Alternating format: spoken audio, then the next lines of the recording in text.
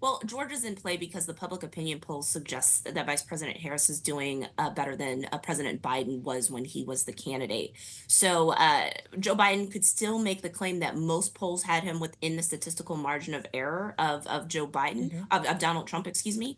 But the trajectory was headed in the wrong direction. And it was very likely because there were some polls that were indicating it in June that there were going to be more polls where Donald Trump was going to be clearly ahead of Joe Biden. So statistically outside of double what the margin of error was. Since Kamala Harris has entered the race, there have been a couple of polls that have suggested that she's ahead, but all of these polls put Biden or Harris and Trump within a couple of percentage points of each other, which is clearly a statistical tie. So that suggests that Georgia is still in play. Now, that being said, Georgia still has more Republicans than Democrats in the state. And so if Kamala Hmm. Harris wants to win the state, she's got to have a massive mobilization campaign that does better than Donald Trump's machine does and gets every possible Democratic voter out.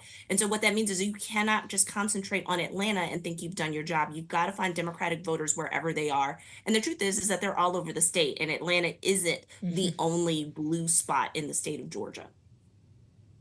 Well, and when we consider who those Democratic voters actually are, who they might be, it is, of course, worth noting that Georgia does have one of the highest Black populations of any state in the country. How much of what Harris needs to do is appeal to that demographic specifically when they were not as supportive of Joe Biden, it seemed, in this cycle than they were in 2020? Yeah, if you don't have strong support amongst African American voters, so that's not just in terms of vote choice, the percentage of Black voters who support the Democratic ticket, but it's also in terms of voter turnout, you're doomed to failure because Black voters make up more than half of all Democratic voters in the state of Georgia. So you have to have that strong base of support, and then you have to build on it. So that does include college educated liberals in the metro Atlanta suburbs. That includes Latino voters who are spread across the state and might not necessarily be in the urban centers in the state. That includes Asian American voters in the suburbs. And so, this idea that you have to campaign across the whole state and make sure that you overperform everywhere is going to be the ticket to Kamala Harris being able to win the state. If she can't do this, then she's not going to win the state. Well, so let's talk then about her opponent who could win the state. Donald Trump, of course, was within 12,000 votes roughly of Joe Biden in 2020, but ultimately lost it. Brian Kemp, the governor of Georgia, who has had some difficulty with his relationship with Donald Trump, or maybe it's Donald Trump who's having difficulty navigating the Kemp relationship, Andra, given what went down in 2020. Brian Kemp is obviously a very popular figure in Georgia, and that's borne out in polling we're seeing just today. How do we need to consider that relationship and what Donald Trump needs to do in regard to Brian Kemp to get those who might support him, Kemp, the governor in Georgia, on Donald Trump's side? Well, the issue with Donald Trump's ire was is he was lashing out publicly against somebody whose political machine he needs in order to be able to win the state. And so many people argue that it was self-defeating for Donald Trump to, 4 years later, and even 2 years after his own gubernatorial candidate lost to Brian Kemp in the primaries, it didn't make sense for Trump to continually attack Brian Kemp, who was a popular governor in the state. So we've seen a rapprochement. Brian Kemp is still a Republican. He's still probably going to support the Republican ticket regardless of what happens to in his relationship with Donald Trump. And many of us in Georgia think that he harbors higher political aspirations for the U.S. Senate. So he wouldn't want to alienate the Trump base, who he's going to want to support him in a Republican primary. And so what we see here is just a pragmatic meeting of the minds. Brian Kemp is going to support Donald Trump. He's fundraising for him, and he's going to avail former President Trump of his mobilization operation. And again, this is because whichever side does the best job of getting their people out is going to be the one to win.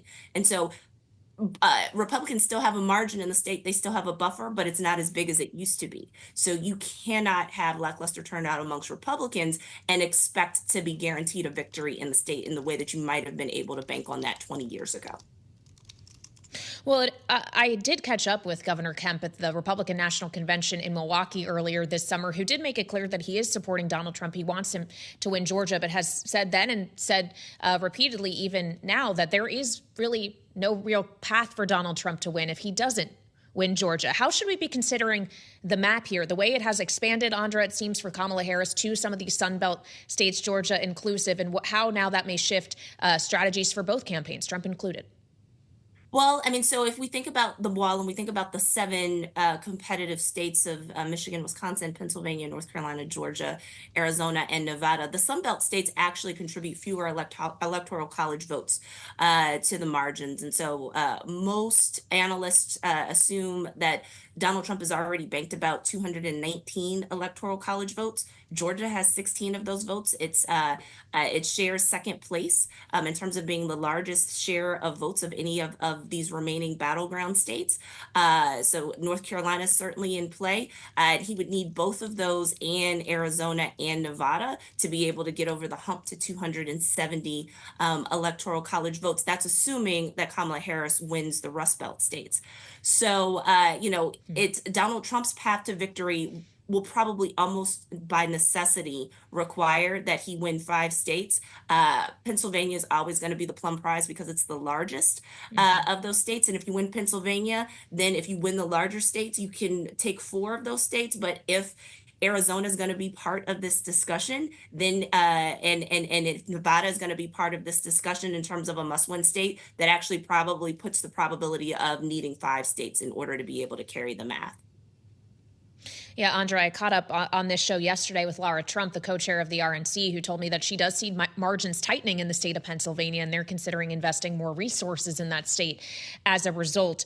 I do want to talk as well, before we let you go, Andra, about the interview that Harris and Walz will be sitting down for together within the next hour. It will, of course, air this evening. What is it that Kamala Harris is going to need to most answer for in this interview for Georgians and voters who may not yet be decided whether or not they want to vote for her, and frankly, undecided voters in these key states across the board?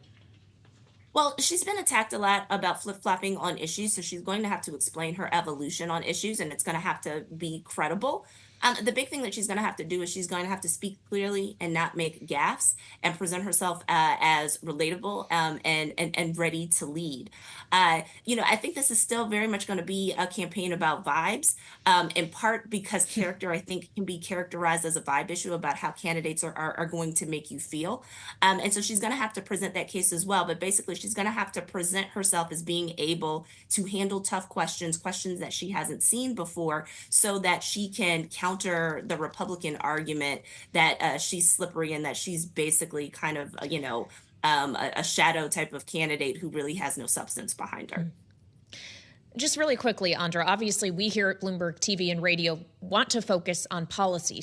Policy specifically is where our interest lies, and we're hoping maybe we'll get answers from Kamala Harris on some of that tonight. But is it going to be about policy in this election, or can someone actually win on vibes alone? I Part of the issue with vibes is making sure that you're conveying empathy and that you understand the problems that the average American voter faces. And so you are going to have to name check issues. I think it becomes a question of how much detail do you need to provide in order to be convincing. And so I don't necessarily know that all voters are going to be looking at white papers and they're going to be looking at the specificity of policies, but they do want to hear that you've thought about some issues and that you have some reasonable ideas for how to tackle those issues and that you can communicate that effectively.